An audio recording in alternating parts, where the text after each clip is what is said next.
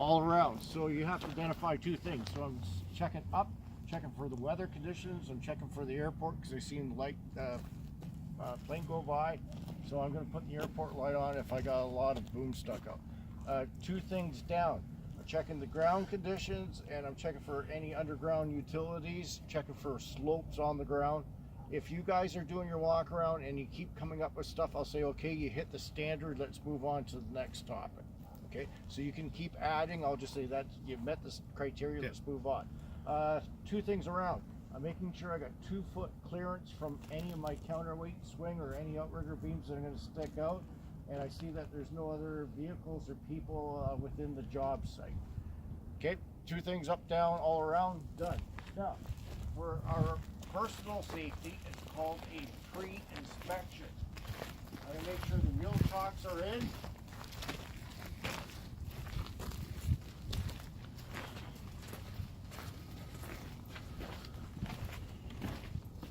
And then I would open up the door if I had the keys. And then what I would go in is I'm going to check certain items. I'm going to check the fire extinguisher up on top.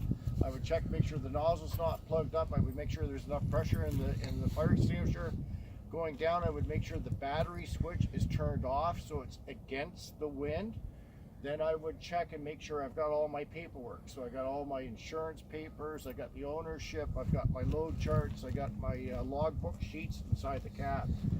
I'm checking down on the dash, make sure the keys are out of the ignition, and then I would check and make sure the emergency parking brake is on the up position, and that be right up against your right knee.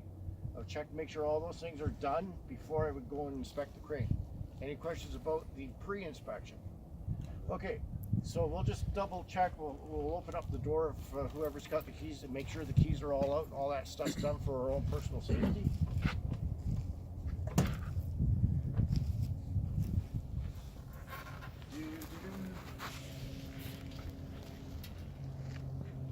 Okay, all the items that I identified are definitely engaged or in the proper position. Most guys will do the carrier first, then they will walk around and do a hook inspection, and then they'll walk around and they'll do a upper works inspection. Starting off at the very top, I would recommend using a zigzag method. Start at the very top, just keep going down, zigzag. Start at the very top here, we have ourselves the operator's driver's cab. I would make sure the sheet metal is good and secure around the cab, and I would make sure all the windows are free from cracks, dirt. Make sure it's clean, properly sealed. Everything's good to go on the cab. Going down, we got some steps. These have to be non-skid material according to the Z150. Going down, we got further steps coming up this way here. We have the outrigger assembly. We got a float pad or a pontoon. It's connected to the outrigger jack. The outrigger jack is connected to the outrigger beam, and the beam slides into the outrigger box. Things that I'd be looking for would be welds for the jack connected to the beam as an example, and another thing that I would be looking for would be make sure the pontoon is properly attached into the coupling for the outrigger jack. So that's 2 things about the assembly. We're good to go. Come up, we have an emergency off switch. Do not deploy that to turn the crane off. All you have to do is just turn the key off. If by chance you do deploy it, it takes a special key to unlock it. Make sure it's properly mounted, make sure that no wires are sticking out. It looks like it's good to go. 2 things about that. So we come up to the very top on the carrier. We have an exhaust system. If there's any black sooty smoke coming out of the exhaust system, what's that a sign of? Air intake might be plugged. Air intake restriction, it's plugged. Another thing I would check for is pinholes in the exhaust system. So that's 2 things in the exhaust system off the table. We're coming down, we got our first light. Make sure the bulbs are good, make sure the lenses are good, make sure it's mounted correctly, make sure that there's no wires sticking out. And if I was going to transport the machine down the highway or the road, I would actually do a circle check and check to make sure all my lights are functioning for traffic laws. Now the lights are all done. Outriggers are all done. So we come down, I also check, make sure that the outrigger beam pin is inserted, because if it's being transported down the highway or the road, want to make sure the outrigger pin is inserted. Coming down, we've got ourselves our first tire. Things that I would check for the tire, things that are critical would be the air pressure and the tire size, because the tire size may dictate what load chart that you have to go off of. Each tire on each different crane model will have a different pressure. You check the operator's manual, it will state what the pressures must be for whatever activity that you're applying it to. Other things you can check on a tire is the tire tread depth, and these actually have indicators built into the treads. So that's more than 2 things there. Now all the tires are done for the whole machine. I come down, I got a rim assembly. 2 things I would check for is make sure the split rim is properly attached to the tire itself. And another thing I would check is make sure this valve, stem valve is coming out of the rim. It's not getting cut, or it's not in an awkward cut position. You can also check, make sure the bolts are torqued to the proper specs according to the operator's manual. So the front tires are all done. So we're coming back up, and I can see behind the panel that there is a hydraulic tank back there. 2 things I would check for is I would check the hydraulic level, and if I'm checking the hydraulic level, the crane has to be sitting on firm, level ground, and everything has to be totally retracted in order to get a proper reading off the hydraulic tank. Other things I could talk about would be checking the hoses, checking for the filler cap, make sure it's properly secure, there's no dirt or oil around the filler cap as an example. Coming down, we've already did the lights, markers. Coming into the undercarriage, somewhere during your walk around you have to identify 2 systems underneath the carrier. So I would state that I would be checking the steering system and the drive line system. You can pick any 2 systems you want. So the steering system, you've got steering knuckles back in there, and you got your axles back in there, so there'll be 2 components to your steering system. I mentioned the drive line system. You've got an automatic transmission or a manual feature up on the dash. You select your transmission. It's done through air and electronics. And you got yourself a drive line back there. You got some drive yokes in the drive shaft, and it goes into the rear end, the axles. So those would be a couple of components that you would check if you were going underneath for an inspection. Once you do 2 systems underneath, that's the whole entire gig for underneath for the inspection. Coming back out, I see we got our first accumulator. So as long as you mention 1 accumulator during your walk around, that's good to go. On your accumulator, it stores potential energy. It's used for suspension on this crane. It's also used to lock out the axles. When you get the outriggers out and down, your axles won't drop when it's in the locked mode. So that's done. Checking for leaks. Make sure that when you engage the buttons on the dash that it actually activates there's one accumulator on each corner of the machine, because when we do a pre-level, you're going to render it down bit by bit when you put it down to the ground. Okay, so that's enough about the accumulators. We're coming back up, and we got ourselves a first counterweight that's sitting on the deck of the machine. This device here is called a trunnion that's on the counterweight, where it's stamped 5 tone. I need to know and recognize the weight of that, because when I put my computer on my LMI, I have to input how much counterweight is on or off the machine. So you have to be aware of what the value is. The trunnion looks like it's in good condition. I can see where the eyes of the slings fit on earlier, where they put the counterweight on and off the machine. And I would double check, make sure it's sitting up on the tits on the frame. There's a couple of knobs that are coming up off the frame, and I can tell that that counterweight's sitting flush, secure, and it's stowed properly for transportation. Furthermore, the boom hoist cylinder is sitting down inside the counterweighting and holding it down to secure it for transportation. Coming down from the counterweight, I see that there's an air cleaner inside the wheel well up inside. So 2 things: make sure there's no greasy rags or dirt or anything that's going to go up into the intake. Some of them have a restrictor valve you can touch while the engine's running. It will pop and tell you if it's got good flow, airflow. You could take it out periodically according to the operator's manual to clean off the paper filter if you wish. So that's 2 things about the air filter. Coming down, we've already done the front tire. Coming back up, we have our tool crib. two things that you'd want to talk about is make sure that there's no flammable, combustible items like a can of ether inside a confined space. It has been known that a crane toolbox has blown out because the tools will spark up, confined space, explosion. And I'm going to make sure I have all the proper tools that are required for a wedge and socket for the auxiliary hoist drum if we ever had that on that. There's a couple other tools in there that's required for the machine, and that's all done there. Coming up, we got ourselves a ladder, and this is the Liebherr ladder. I am aware that on that Liebherr ladder there's a weight restriction to that ladder. It's stamped on there. And I also see that it's properly mounted for transportation mode.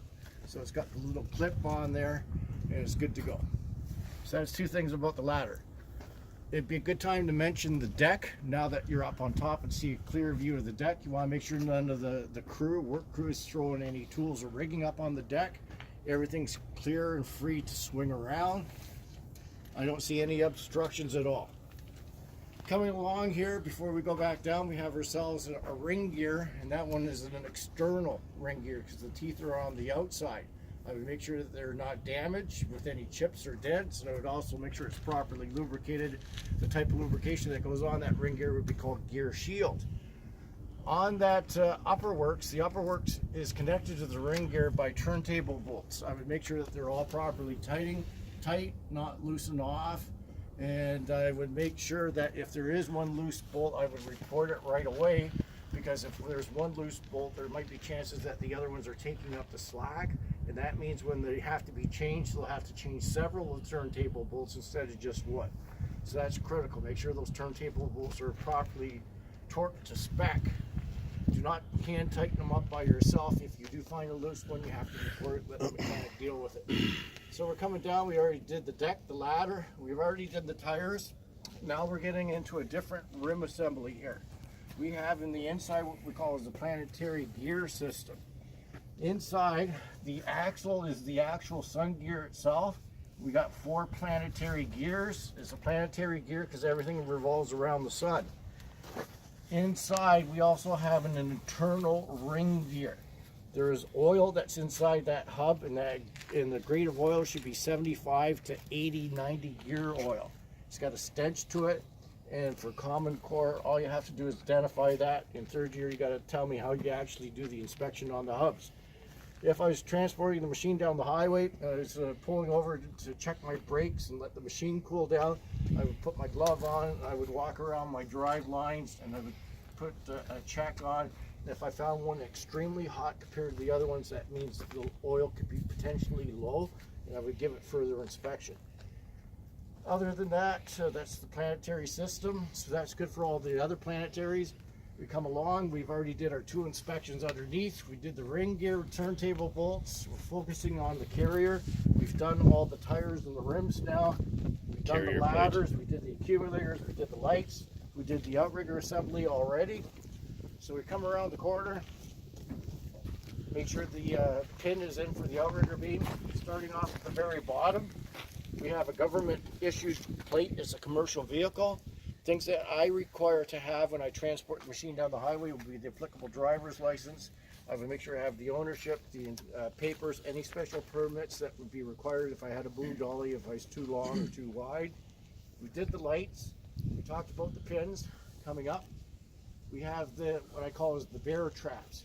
These are the Liebherr wheel chocks. We do not use them because they're spring loaded and they're quite dangerous.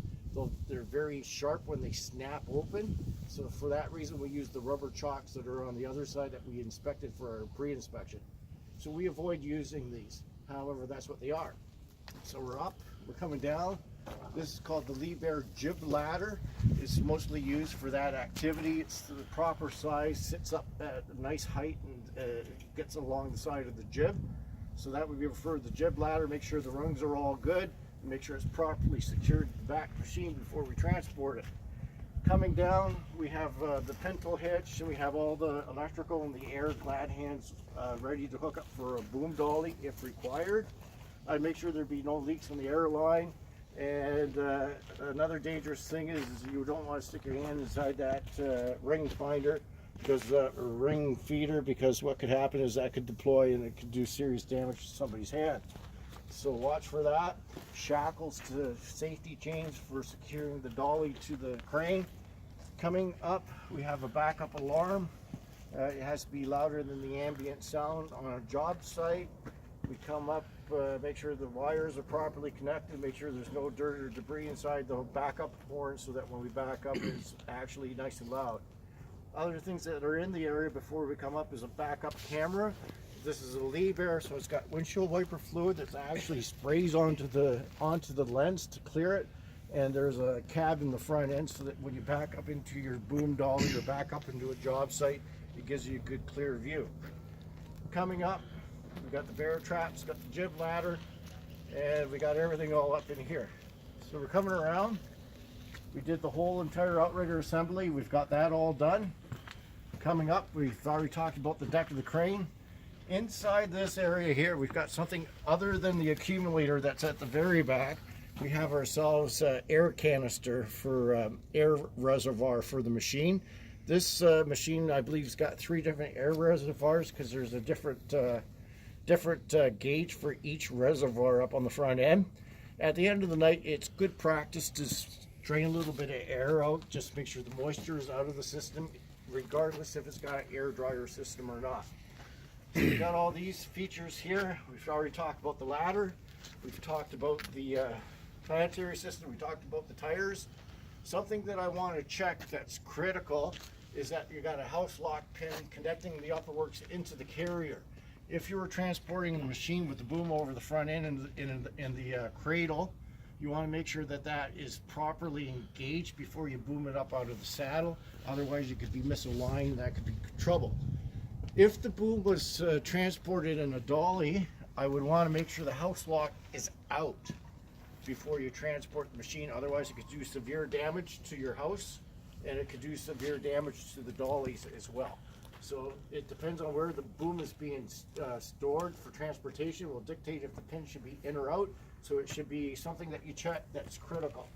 Coming along, up on the very top here, on my tippy toes, we've got what they call the jib tool. And that jib tool is used to push pins out or push the cable up on top of the jib from the ground. So the jib tool is properly stowed and it looks like it's in good shape. It's not going to hurt anybody if it was ever used.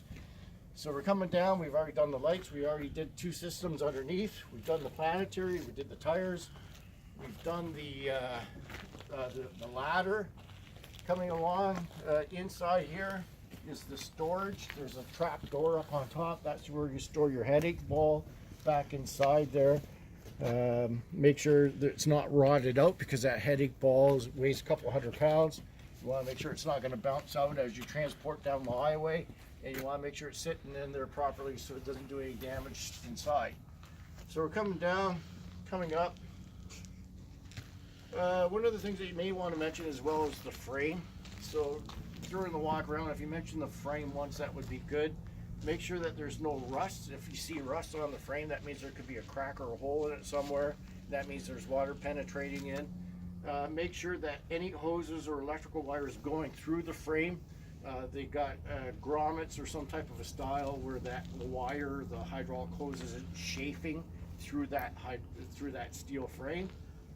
Coming up, we see up on top of the deck here, before we get any further, a silver Liebherr canister filter for the air dryer system. So we got that on top of the deck. And then we have a radiator style system for our preheat with Basco. So I would open the door and take a look up inside for our carrier. This is a small type of an engine that's diesel fed for fuel from the upper works. And you got some filters in there, you got some radiator lines going into the system. Preheats the system, doesn't look like anything's leaking. And I would change that filter periodically according to the manufacturer specs. We've already did the counterweight. So we're coming down, we've done all these items down here. The only thing that I see that's different in this area is an exhaust from the Webasto. It's got a flex hose and that exhaust goes down underneath the oil pan. So not only does it warm up the radiator fluid inside the machine, but it also heats up the oil pan down on the bottom. Coming up, I see that we have a radiator reservoir up on the very top, so there'd be a cap. I would make sure the engine would be turned off and make sure it's not hot. If it was hot, I would depressurize it very slowly with a rag and a glove to depressurize the system if I ever had to check it while the engine was running. Make sure it's turned off before you check it, but if it was running, it's going to be hot, so you want to be careful. So coming down, we already did the tires, we did the rims. Coming along, we did the outrigger assembly already. Coming up, we've done the whole entire cab. Coming down, we got something a little bit different. We have a block heater that's on this plug here. It's a European machine made in Germany, and it's got an adapter kit going from a European style plug into a North American outlet. So I would make sure it's plugged in properly, make sure that there's no gunk, road build up. Make sure these prongs are clean when you plug it in, otherwise it's going to rust out on you. Now you see that the outrigger pin's good on this side as well, so we checked all 4 pins for transportation. The mirrors, make sure the mirrors are properly adjusted, free from cracks. Make sure that when the machine's running it doesn't vibrate, because you want to have a good visual when you're backing up or driving down the road. You want to check. Did all the lights, so we're coming around, doing our up. So we talked about the cab, we talked about the windshield. We're coming down. We do have a flat hand down below, and on this lever model, what happens is if you left the transmission in drive mode, it's done by air activation on the console inside the cab. So if you did leave it on overnight, the air was drained out, the machine won't start as a safety feature. So what they have is a special air hose that you would adapt to that and feed air into the system so you could disengage the transmission, and therefore you would be able to fire up the engine. So we come along, we have also a license plate, European style license plate holder. We got a tow hitch here. I would check the operator's manual, see how much force or tension could be pulled on that type of pin. Coming up, windshield wipers, that's all part of the windshield done. And we come along and we've done the whole complete lower. Any questions on the lower? Did I forget anything? Carrier plate for the Carrier plate? for the planetary. Carrier plate on the planetary holds all the planetary gears together. Good one. Good. Anything else I forget? No, that's pretty thorough. Okay.